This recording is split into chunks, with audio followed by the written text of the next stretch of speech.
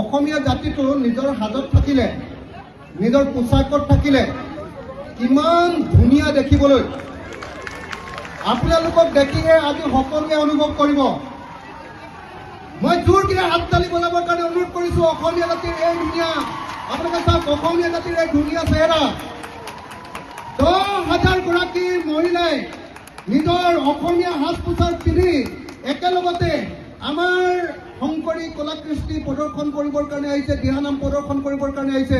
মই সকলোকে একেলগতে হাততালি বজাবৰ কাৰণে অনুৰোধ কৰিছোঁ। আমাক শংকৰদেৱে, যুগনায়ক শংকৰদেৱে, শ্ৰী শ্ৰী জগতগুৰু শংকৰদেৱে আমাক কেনেকুৱা এখন সুন্দৰ সমাজ দিছে। যি শংকৰদেৱে আমাক কেনেকুৱা সাজ পিন্ধিব লাগে, যি শংকৰদেৱে আমাৰ গীত কেনেকুৱা হ'ব লাগে, আমাৰ নৃত্য কেনেকুৱা হ'ব লাগে, আমাৰ ঘৰ কেনেকুৱা হ'ব লাগে, ঘৰৰ আৰ্হি কেনেকুৱা হ'ব লাগে, গোটেই অসমীয়া জাতিটোক অসমীয়া জাতি হিচাপে পৃথিৱীত পৰিচয় দিবৰ কাৰণে যিটো পৰিচয় গোটেই অসমীয়া জাতিটোক দাঙি ধৰিছিলে, তাৰ ভিতৰত আটাইতকৈ গুৰুত্বপূৰ্ণ মানুহজনৰ নামেই হ'ল শ্ৰীমন্ত শংকৰদেৱ। আৰু সেই শংকৰী পৰম্পৰা, শংকৰদেৱৰ পাছত শংকৰী পৰম্পৰাত সৃষ্টি হোৱা এই নামটোৱে হ'ল আজি আপোনালোকে পৰিৱেশন কৰিব খোজা দিহা নাম। দিহা নাম মানে মই ইয়াত ক'বলৈ গ'লে, মই আচলতে বিশেষ যেটো নাজানো, মই বেছি ক'বলৈ গ'লে চাগে গীতালী বাইদেউহঁতে, নিৰ্মলা বাইদেউহঁতে মোক গালিয়ে পাৰিম, হয়নে নহয়? আৰু বিশেষকৈ কমলা ইয়াত আছে, কমলা গগৈ, হয়নে নহয়? আৰু ইয়াত পণ্ডিতবিলাক, সকলোবিলাক ইয়াৰ পণ্ডিতবিলাক আছে এই বিষয়ৰ। গতিকে মই সেইবিলাক বিষয়ে একো ক'বলৈ নাযাওঁ। কিন্তু এটা কথা ঠিক, দিহা মানে হ'ল দিহা।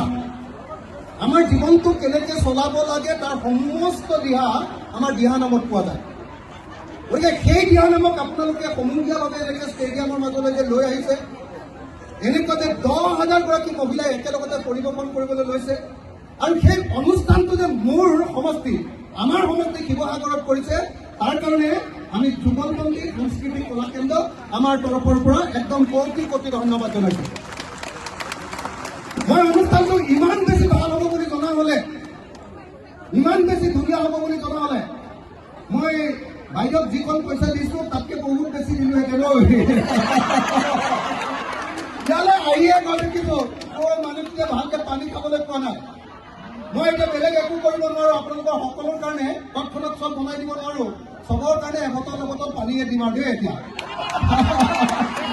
আৰু মই ৰাজহুৱাকে প্ৰতিশ্ৰুতি দিছোঁ, এইটো অনুষ্ঠানত যদি কিবা ধাৰ ধুৰ থাকি যায়, মই অকণমান সৰুকৈ কিবা এটা সহায় কৰিছিলোঁ, যদি কিবা ধাৰ ধুৰ থাকি যায় সেই সমস্ত ধাৰ ধুৰ মাৰি দিয়া দায়িত্বটো মই লৈছোঁ। দেই, মানে ইমান ধুনীয়া অনুষ্ঠান হ'ব বুলি মই ভবা নাছিলোঁ আপোনালোকক। এই চৰকাৰে যদি এইটো অনুষ্ঠান পাতিলেহেঁতেন অতি কমেও 10 কোটি টকা খৰচ কৰিলেহেঁতেন, হয়নে নহয়? আপোনালোকে নিজৰ পৰা কেইটকাকে দিছে? 100 টকা দি এনেকুৱা এটা অনুষ্ঠান আয়োজন কৰিছে যে চৰকাৰী যিকোনো প্ৰগ্ৰেমতকৈ এইটো প্ৰগ্ৰেম দেখিবলৈ বহুত ধুনীয়া হৈ যায়, হয়নে নহয়? হয়নে নহয়? হয়নে নহয়? গতিকে যুগলবন্দী সাংস্কৃতিক কলা কেন্দ্ৰ মই গোটেই শিৱসাগৰৰ মানুহৰ তৰফৰ পৰা, মই গোটেই শিৱসাগৰৰ মানুহ বুলি এইকাৰণে কৈছোঁ যে আপোনালোকে মোক শিৱসাগৰৰ বিধায়ক পাতি থৈছে।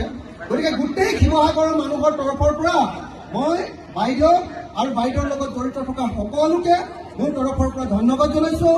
ইয়াতে যিসকল শিল্পী বাদ্যযন্ত্ৰৰ লগত জড়িত হ'ব, আৰু কমলাকে ধৰি আমাৰ কমলা, মোৰ মানে ভাই কমলা গগৈ ক'ত গ'লি ঐ?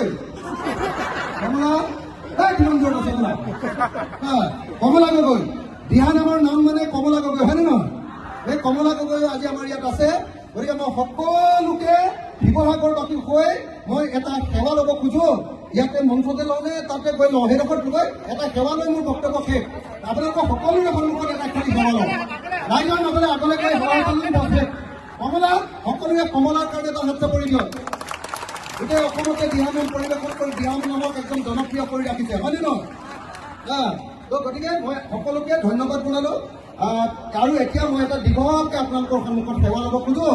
আপোনালোকৰ সন্মুখত যিসকলে আমাৰ অসমীয়া জাতীয় সংস্কৃতি ৰক্ষা কৰি আছে, সত্ৰীয়া সংস্কৃতি ৰক্ষা কৰি আছে, আপোনালোকৰ সন্মুখত এটা সেৱা লৈ মই মোৰ বক্তব্য সামৰণি মাৰিব খুজিছোঁ।